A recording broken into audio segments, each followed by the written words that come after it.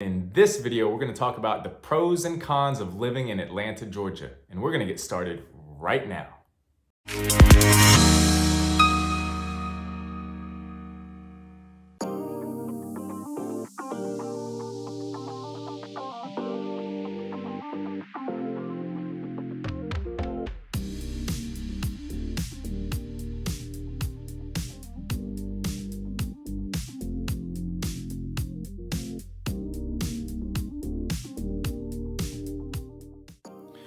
What's up, you guys? This is Tim Trevathan with Trevathan Homes, powered by VPR. Now, before we get started, please make sure, if you haven't already, to subscribe to my channel and tap that notification icon so you can receive all notifications of new videos that I post every week about the Atlanta real estate market, the ins and outs and the local areas, so that you can stay up to date of what it's like to live in Atlanta. Now, I get calls from all over the country of people that are interested in moving here. So if that's you, you can be sure to reach me with my contact info down below, and I can be reached by any way possible, whether it's phone call or text or email or through my website.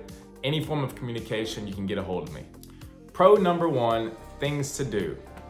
Growing up, I was raised part of my life in Montgomery, Alabama. So whenever I came to Atlanta as a kind of a tourist, I would go to places like the Atlanta Braves Stadium, Turner Field back in the day, or I would go to the aquarium or the Coca-Cola factory, or maybe catch one of those performances at the Fox Theater. But look, when I came to move here, it was a different story.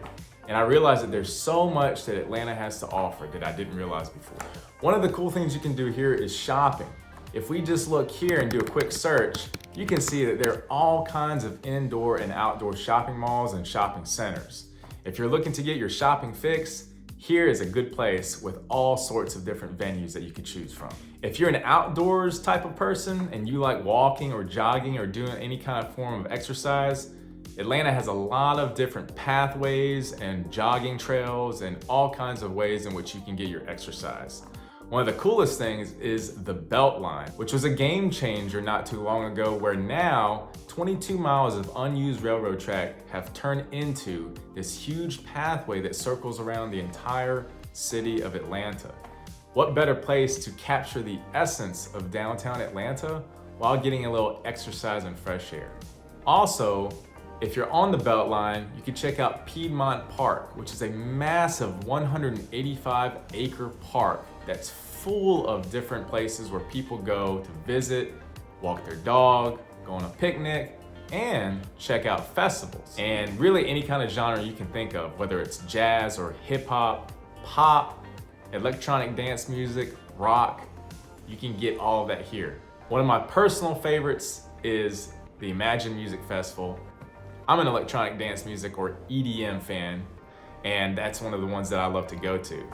But if you're looking for history, well, there's a lot of rich history here, such as the Martin Luther King Jr. National Historic Site, as well as the National Center of Civil and Human Rights, both of which convey a lot of powerful, rich history, especially from the 1950s and 60s. Having said all this, you know I can't forget to mention one big one, and that is the sports scene here.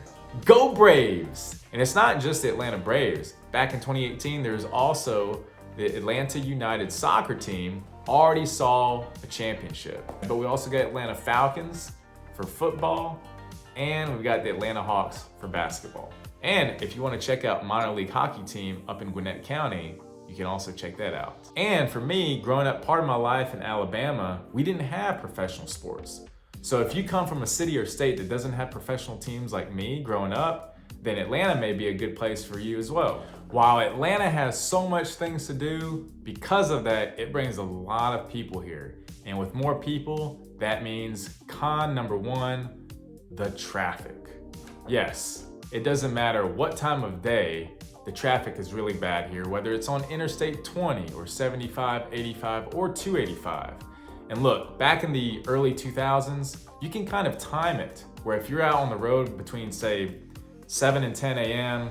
or 3 and 6:30 p.m., you knew to get on the road at a different time. But now it can be very random at all times of the day, every day of the week, where the traffic can just be bad. And once there's an accident, oh, you're at the mercy of the traffic then. And the drivers, some of them can be crazy. In fact, some of them can be so crazy that just recently, there is a road where people tried to get off of and they all bunched up together. 3 cars merged into one lane and got stuck in between each other. And we do have the MARTA system, which is a public transit that helps alleviate some of the traffic. But even with that, it's remained pretty much unchanged since it was built a few decades ago. And since it's limited in its distance, this city is very car dependent.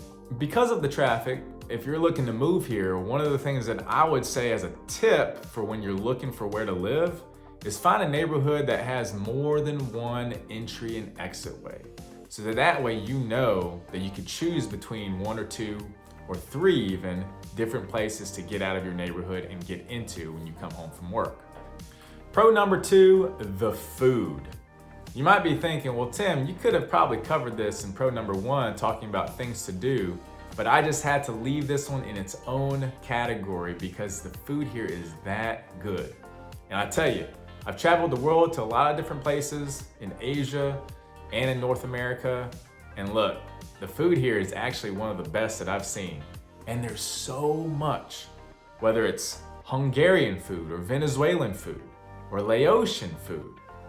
Maybe you want to try some German or French or Italian or Spanish food, Cuban, Latin food, and of course East Asian food, Korean, Chinese, Japanese, maybe even a little bit of Australian food, Thai food. You've got it. And sorry if I missed your country's food. That just means that there's so much here that I'm just now getting around today. Now, me being part Korean, I lived abroad in Korea, so that's why I said the word especially, because I love Korean food, and there's so much of that here. But not only that, you can find just about anything, and what's cool about it is when you're going there, it really makes it feel like you're experiencing that country's culture. So there's so much multiculturalism in Atlanta that you can be excited about. Con number 2 is one that, well, there's just really no way around it, and it is the pollen. The pollen here is thick, and in March and April, those are the months where it really just pours down, and it's all over the place. It gets on your cars, it gets on your sidewalks. Just be mindful that the pollen is pretty bad, so you might want to take some allergy meds or some nasal meds. But the good thing is, once April is done and you're getting into the May and June and July months, it kind of fades away and you just forget about it. Pro number 3 is the weather. Man, the weather is beautiful here. When I say beautiful, it's because you can actually experience 4 full seasons. Spring, summer, fall, and winter are here. The winters, they are pretty mild in temperature. Now it can get cold at times, and I would say it would snow maybe once every other year here. But other than that, you can experience pretty mild winters. Con number 3 would be the weather. You're thinking, hold up, Tim, didn't you just say the weather is a pro? Now you're saying it's a con. Well, I can't deny that the summers are brutally hot here. While the winters are mild, the summers are unavoidable with the hot temperatures. And it can get from 95 degrees Fahrenheit all the way up to 100. And even higher than that if you include the humidity in the heat index, which is a better, more accurate reading of the temperature here. There are days where when I just go outside, within minutes, beads of sweat are just dropping down my face. So it can get pretty hot. The good thing is, since you're driving most of the time, you're gonna be in air-conditioned air throughout your commute time, so you basically don't really feel it. Pro number 4, Atlanta has the #1 busiest airport in the world. Now, at the time of recording this video, go figure, it's technically number 2, but this is for the first time ever that it has been announced. The key thing to remember is that for the last 22 consecutive years, Atlanta Hartsfield-Jackson International Airport has been ranked the #1 busiest airport in the world and is still the #1 busiest in America. So what does that mean besides all the crowds? Well, more flights that are available to more destinations.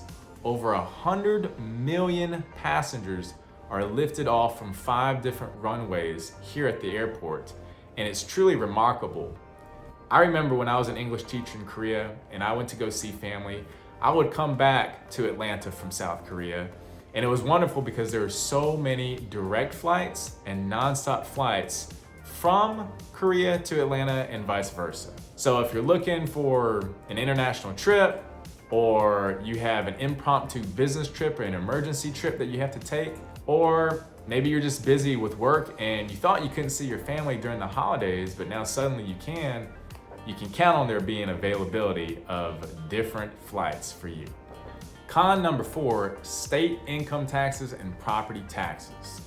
Now the state income taxes here range from 1% to 5.75%, with the higher earners topping out at $7,000 for the 5.75% bracket, which means basically everybody is taxed at 5.75% if you're a full-time worker. If you're part-time, it's a different story. However, you might think this is low, which comparably to a lot of other states in the country, it's not that bad. But if you specifically compare it to the South, there are states like Florida, Tennessee, and Texas that don't even have state income tax. If you're a high earner in those states, you're saving a lot annually every year. Now, when it comes to property taxes, the property taxes here, we rank around the 26th mark. So there are other states that are higher in property taxes. But again, as far as in the South, we are one of the higher ones compared to some of our neighboring states. Last but not least, with the pros, pro number 5, the economy. Atlanta has the 9th largest growth of any metro city in America. Not only that, the gross domestic product GDP here is 400 billion or even more. And what's cool is that there's so many innovation centers here that are popping up, namely in Midtown. And also there's so much diversity here. In fact, it's ranked 10th in the nation for one of the most diverse working culture environments in the nation. 30 of the largest corporations in America are here in Atlanta, and there are over 200 private companies that are considered fast growing right here in Atlanta. Some of those big corporations that are here include companies such as Coca-Cola, Home Depot, the Southern Company, UPS, and Cox Enterprises, just to name a few. And when it comes to healthcare, there are so many healthcare jobs here. They are plentiful. And just to name a few, there's the Piedmont Healthcare and Emory Healthcare facilities, as well as Northside Hospital. At the Emory Center, there are over 600 doctors that are resident here and that are helping people who are in need. In addition to healthcare jobs, there's also a lot of logistics jobs here. There have been several Amazon facilities that have opened up here in the Peach State, 8 to be exact, and Atlanta being the main hub for all of the logistics of the Amazon fulfillment centers and everything else that has to do with supply and distribution. Last but not least, con number 5, low wages. Now, in terms of the housing affordability, in terms of the house price itself compared to other cities and states, it's not as bad.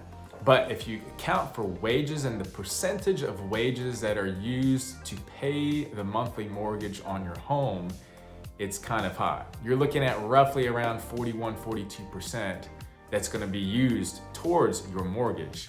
The average household income here is about $55,000. So that's something that you can consider in terms of that and the percentage that you pay on the mortgage itself. And speaking of which, if you're looking for more information about the cost of living in Georgia, well, please check out my other video, which talks about the cost of living in Atlanta. And I'm going to be breaking it down, not just with your PITI, principal, interest, taxes, and insurance, but also from the standpoint of being a single person and a married person and showing personal expenses. So don't forget to subscribe. Again, thank you for watching this video. I have more content along the way, so don't forget to check back here often.